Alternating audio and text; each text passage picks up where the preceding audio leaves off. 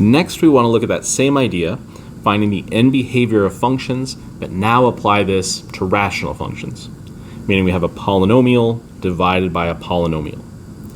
We're going to carry forward a lot of those same ideas that we were using, including the idea that it's only the term with the largest power that really dictates the behavior of the function, especially on the large scale that we're considering because x is approaching infinity and negative infinity. What changes a little bit is that now we have the expression in the numerator and denominator. We need to consider those separately, at least in terms of the power, where x is raised to the highest power. So in example 14, the numerator has negative 10 x to the 12th as the term with x being raised to the highest power, and the denominator has plus 6x to the 8th.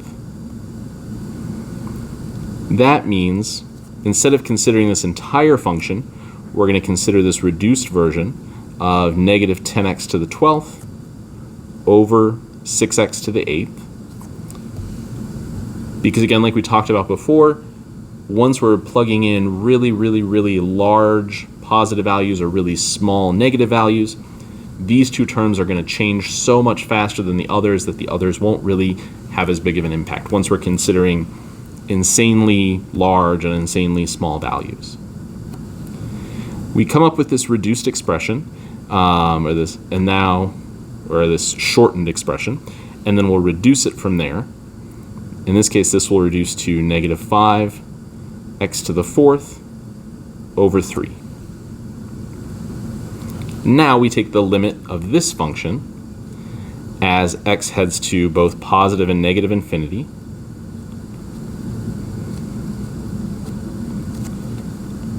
And we'll think through this in a similar way. This means we're going to be taking negative 5 times some really large positive value raised to the 4th power, so that will stay positive, divided by 3. Our negative times positive will make this a negative infinity.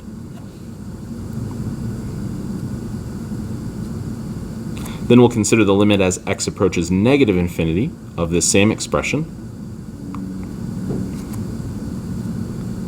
We'll end up with negative 5 times a negative value, but raised to the 4th power. A negative raised to an even power will become positive. So in this case, the left end behavior will also be negative infinity. Since we're headed to infinity or negative infinity on both ends, that means there is no horizontal asymptote for this function.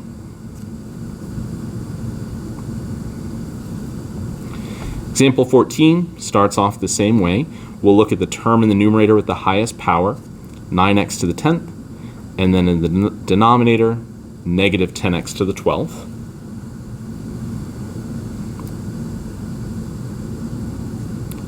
So we'll identify those two terms and then reduce this resulting shortened expression to get negative 9 over 10x squared. We'll take the limit as x approaches infinity of this expression.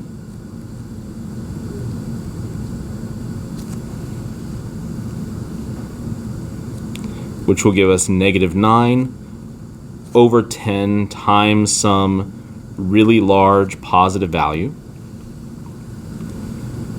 You could go ahead and work this out on a calculator if you want to demonstrate it, but what we're going to be doing is taking negative 9 times increasingly larger and larger values. So negative 9 divided by 10, negative 9 divided by 10 billion, negative 9 divided by 10 trillion, negative 9 divided by whatever the biggest number is that you can make up in your head. As we take a number and keep dividing it by larger and larger values, that result is going to keep getting closer and closer to 0. And then the same thing's going to happen as x approaches negative infinity. In this case, we'll end up with negative 9 over 10 times a negative number, but it's being squared, so that's going to end up being positive. So this is also going to head to 0. So the limit as x approaches infinity will be 0. The limit as x approaches negative infinity will be 0. And since we come up with a numerical value for those limits, that means this function does have a horizontal asymptote. And that asymptote is y equals 0.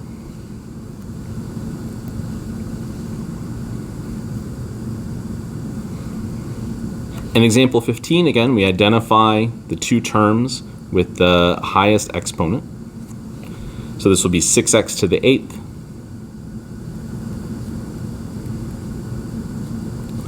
over 10x to the 8th, which in this case will reduce to 3/5.